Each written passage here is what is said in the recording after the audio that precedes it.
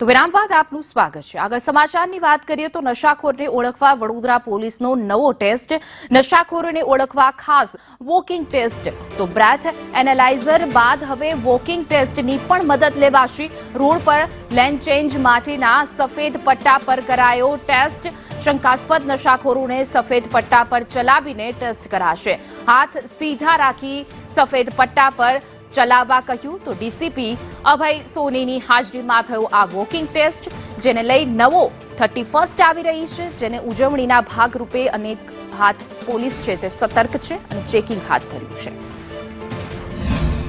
Blood alcohol का level drop हो जाता है और ब्रेथलाइजर अगर डिटेक्ट नहीं कर पा रहा है तो जो लो लेवल ऑफ कंसंट्रेशन है ब्लड में उसकी वजह से जो बैलेंस है वो नहीं बन पाता है। तो उसको ध्यान में रखते हुए बैलेंसिंग एक्ट का हम ये एक प्रीलिमिनरी एग्जामिनेशन के तरीके प्राथमिक चकासनी भागरूपे इनको चलाया गया, जिससे कि ये पता चलता है कि ये किसी तरीके के नशे के या अब्यूज़ के प्रभाव में है।